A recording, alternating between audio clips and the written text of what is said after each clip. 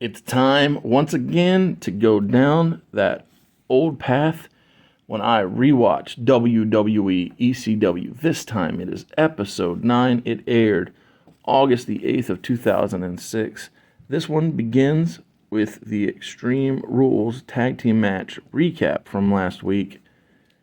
It amuses me. They know this is the best part of the relaunched ECW when they do the Extreme Rules stuff, yet they pretend like not having things be fought under Extreme Rules is a good idea, and they just do so much of that WWE style because Vince believes if it's wrestling, it's his way, or it ought to be his way. Joey Styles brags that ECW is the highest rated Tuesday night show. They then tease Sabu versus Kurt Angle. Winner will face The Big Show at SummerSlam. Then Kelly Kelly and Mike Knox come out after they enter. Then Tommy Dreamer begins to limp out. And Taz acknowledges Paul is forcing Tommy to compete. The lighting in Nashville, Tennessee, this Nashville, Tennessee arena looks hazy, like it's that old smoky, olden days of wrestling that Vince likes to pretend wrestling was before his daddy and he went big time. Or so I thought until he switched camera angles, and it turns out that the camera they were using was just out of focus. Thankfully, when they take that other camera angle, everything does get cleaned up. Heyman's personal security, who I think are Doug and Danny Basham, beat down Dreamer while Paul distracts the referee. Knox hits a Sister Abigail type finish, and he wins. The Enforcers and Paul get in the ring, and they keep beating up Tommy. But enter Sandman.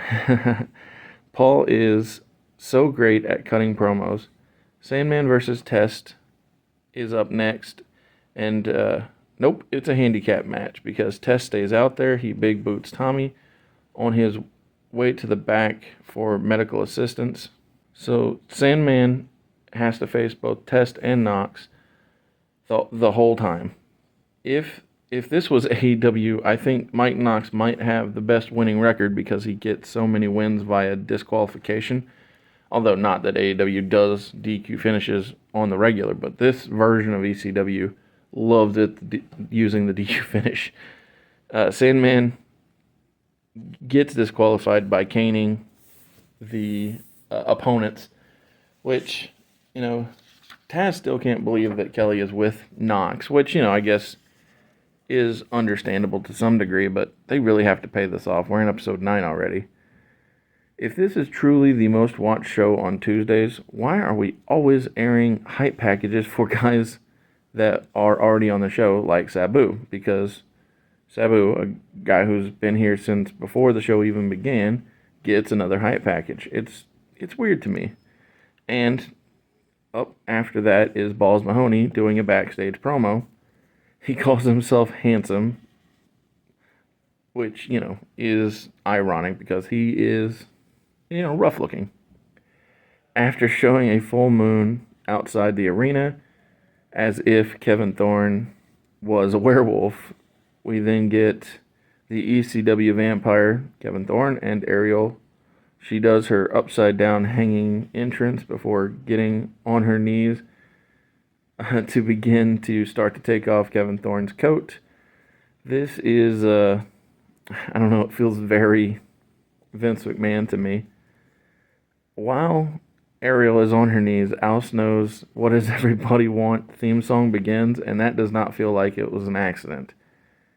Al goes out to the ring, and the action is fast-paced, but when Kevin is in control, Ariel hops on the apron, and as Taz puts it, Ariel and Kevin have this bloodlust. Anytime Kevin's in control, they begin making out, which is rather ridiculous. Kevin wins with a razor's edge. 3 matches in, and none of them are anything to write home about. It just feels as though, it almost feels very Attitude Era Vince Russo, where the matches were secondary. But the problem is they don't really have what I would call good quality stories playing out to be first and foremost. Post-match, they play a hype package for Kurt Angle. And it makes me feel better about that whole Sabu hype package because now I get it. What we're doing is we're promoting the main event and trying to get everybody excited. So I'll take back my insult. Rene Dupree gets a backstage promo, so it's very out of place. Big Show comes out in a suit with the ECW Championship. Joey Styles says Big Show will defend the ECW title at SummerSlam against the winner of tonight's main event. Show says that he is the most dominant champion in ECW history, and he's here to class up the place. I'm sure that's why that he is wearing the suit. It's not a bad promo, and Big Show is good at being this fancy, better than you heel. But realistically, does Big Show need to be the fancy, better than you heel? He's a giant. Shouldn't that be the gimmick that we're working on? Couldn't you have given the fanciness to Rene Dupree, if you will, and let Big Show just be a giant monster?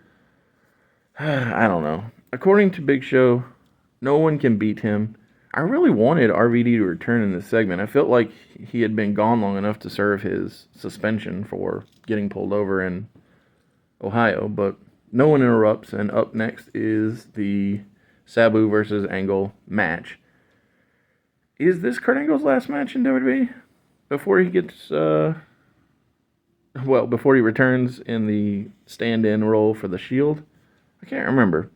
We hear from CM Punk before the Number One Contenders match. When Angle's music hits and that song is playing, I just think about how perfect it is for Kurt Angle and how it's so surprising that it wasn't originally made for him, but rather Del Wilkes the Patriot in, I don't know, like 96. Sabu comes out and the match just feels, I don't know, off at first. I really enjoyed Justin Roberts' ring announcing, and heck, Taz and Joey rock on the announce team also.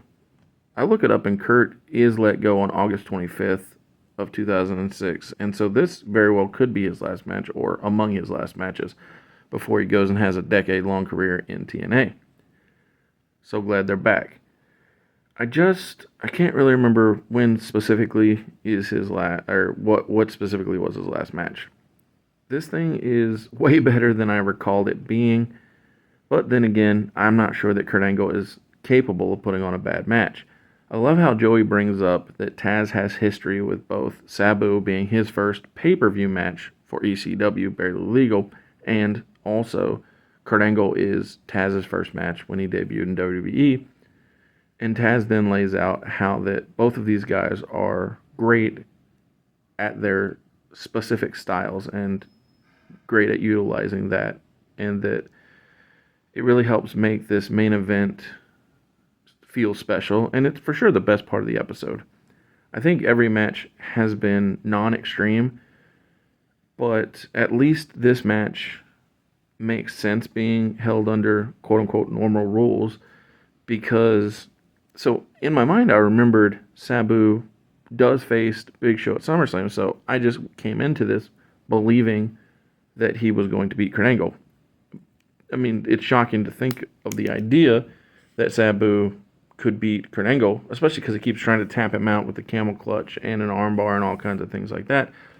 But the reason this match isn't held under Extreme Rules is because Rob Van Dam returns in the main event segment and attacks both men with a chair, leaving it off with a cliffhanger where nobody is set to be the Big Show's challenger at SummerSlam. And so with that, I gave it a fine 3 out of 5 score. The cliffhanger really is what put it over the edge and gave me the feeling that it was worthwhile to check out episode 10 because the ending made it feel like it would be important. And so that's what I'll do next, is I will review episode 10 of WWE ECW. Whether it's your first time here or you're a regular here at Mr. Super Oz, I just want to thank you for tuning in to the channel. It exists because I, Oz, from the channel Mr. Super Oz, I wrote a 68-page graphic novel called Everlasting Survivors. Volume 1 is called All Day Long. If you follow the link in the description of this video, you can get yourself hats, shirts, posters, all kinds of fun things. But most importantly, you can get the story itself. And the more people that pick up the story, the greater the chances are that there can be continued adventures with these heroes. If you could, give it a like, subscribe if you haven't already, leave a comment, enjoy. WWE ECW, August the 15th of 2006. This episode is 10. This is episode 10, and it's also 10 days remaining with Kurt Angle with the company. It's announced a triple threat ladder match is happening in the main event. Rob Van Dam versus Sabu versus Kurt Angle. Could this be a truly great episode? I mean, with a match like that announced, it's kind of hard to not be. Only problem is, Paul Heyman and the Big Show have a backstage promo, and Paul is pulling Kurt from the ladder match. Well, that's very deflating. So why even advertise 3 men if you know that you're pulling one of them? Please do not suck. Oh my goodness, Mick Foley is the first one out on this episode. I forgot about that Mick Foley Ric Flair feud that was happening at the 2006 SummerSlam. Mick is such a great promo, so it is always nice to give Foley the microphone. SummerSlam is Sunday, and in this timeline, yep, Mick Foley is on fire. It's always great to hear him cut promos. Mick could have possibly and should possibly have been on WWE ECW the whole time. It just feels so natural for him to be here out in this environment, and all of the stuff that he talks about, basically in reference to how Rick wrote in his book that Mick Foley was just a glorified stuntman, and how Mick puts it that he fell off the stage. He said, as I recall, I was thrown off of the Hell in a Cell, and as they were taking me up the ramp on the gurney, everybody would have been fine if I quit, but I didn't quit. I climbed back on top of that cage, got chokeslammed through the ceiling, a chair hit me on the way down, a tooth ended up in my nose. I could have quit then, and the Undertaker would have been fine, but the thing is, Mick doesn't quit, and this is all in preparation for him having that I Quit match with Ric Flair on Sunday. And so I really enjoyed the way Mick put over the match. And so Mick said that he had made a promise on Raw the night before to do something that had never been done before on ECW. And so Mick invites Kelly Kelly out to the ring, and Foley feels like he might actually make the Extreme Expose tolerable. After Kelly gets in the ring, Foley also brings out Melina. What is happening? Mick, Kelly, and Melina are having a 3-way dance. Only it's not the classic ECW triple threat match called a 3-way dance, but rather an actual dancing segment where the 3 dance. Foley is doing his Dude Love dance moves while Melina and Kelly dance around him and sometimes on him. Ric Flair is in the house, and yep, they finally did it. They made a Kelly Kelly segment that I thoroughly enjoyed, and it's because it was sandwiched in between Mick Foley cutting an impassioned promo, Ric Flair then choking Mick Foley with his belt, and Rick himself cutting a very important promo when he grabs the mic. And you know, Ric Flair and a microphone is called gold, if you didn't know. Up next is CM Punk in action, but before Punk comes out, Shannon Moore says, question authority. I got you, Shannon, no problem. Punk makes his way out, and his opponent once again is Justin Credible, like in his debut. Justin gets a picture-in-picture promo, and the first 15 minutes of the show have just flown by. While I believe Justin Credible should have been treated credibly, since he was a former ECW World Champion, I think I may keep the Punk debut of beating Justin Credible, a former World Champion, along with this rematch as a way to show off Punk as a future top guy, since he, basically is one of the few non-originals who feels as if he'd have fit Punk taps out credible, and the match, yeah, it was less than 5 minutes, but at least it was well done and the right guy won. Punk just feels at home here in this environment, and it very well could be because he has such a storied history in Ring of Honor, and TNA definitely in its early days felt like Ring of Honor and TNA both tried to fill that void of the lack of Extreme Championship Wrestling, so that's a lot of why Punk feels right. They then air a Rob Van Dam hype package, followed by Rob cutting a promo on top of a ladder in the back. Rob is so money. He even talks about how the last time he was in a ladder match, he won Money in the Bank, which led to him becoming ECW World Heavyweight Champion. I can't understand Vince thinking that Van Dam can't cut a promo. The guy is so passionate and believable. Rene Dupree is getting his picture taken in the back, and he cuts a short and pointless promo, followed by Nunzio and Tony Mamaluke of the FBI coming out. They are facing Test and Mike Knox. This will for sure be a squash or, some version thereof. Joey Styles is hyping WWE 24/7, the prototype of the future WWE Network. It still amazes me how Vince had such forethought to see where on-demand product was coming, even before Netflix launched and before streaming was even a thing. Joey asked Taz if he was in the FBI, what would he do? And Taz said he would run from Test and Mike Knox. And it's amusing because Taz was never that type of wrestler, so it's just said to be funny. The crowd is yelling at Test that you take steroids, but in my mind, Test looks like $1 million.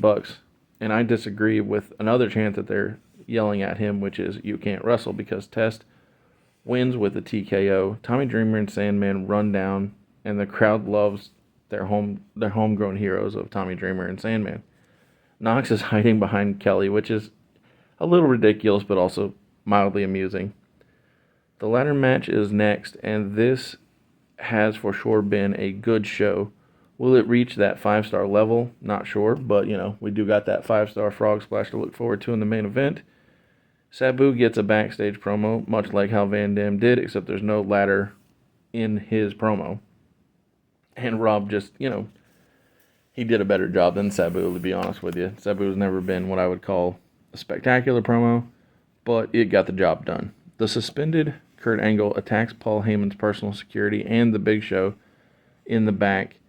And this feels like it's actually going to be a great episode. I mean, they could always mess up the main event, but this is how you do a go-home show leading into the pay-per-view. Rob comes out and he plays to the crowd, and they love him. Sabu is not into playing up the crowd stuff. He just comes straight in, and these former tag team partners, they start the match very oddly with a headlock takeover and just basic moves in a ladder match setting, which feel out of place. Even Rob makes the mistake of trying to pin Sabu, and the referee tells him nah, but then they pick up the pace and do a lot of hard-hitting action. With 12 minutes remaining, both men are on the top rope, and Sabu gets crotched. Rob then tries to jump from the corner of the ring to grab the contract in the middle, and it was one of the dumbest moves you could ever imagine. I mean, at least in TNA, when they do the ladder match without ladders, the Ultimate X match, they have the cables to work on. Basically, Rob just took a crazy big bump for no reason, really. Sabu and Rob are having possibly the most ECW-like match in the ECW revival. It's chaotic and ludicrous with all the ladders and chairs, and then they even set up a table on the outside. In the final 5 minutes, it looks as though Rob has everything at hand until enter the Big Show, who throws Rob through the table that was set up on the outside. This feels so Vince McMahon. Big Show is having the contract lowered down to him, much like how Vince and Shane did at King of the Ring years ago for the power of who runs the company. Sabu dives onto the Big Show, and Big Show catches him, but Sabu uses the fact that Big Show had the contract lowered to get it down and become the challenger for SummerSlam. This does get the first ever 5-star great rating from the channel. And yeah, I'm impressed. But the crazy thing is, even though Sabu wins, even though he got the contract, Big Show was not satisfied with the way things went, and he chokeslams Sabu in the ring, goes outside, throws Rob back in, chokeslams him. It just shows that the Big Show is ready for SummerSlam and the pay-per-view. But what I'm ready for is this Monday for the first 2024 movie review of the year, the first current critique from the channel, and it will be the John Cena and Zac Efron starring movie called Ricky Stenicki, which was released on Amazon Prime. So come back next week for that movie review. Thank you. Enjoy.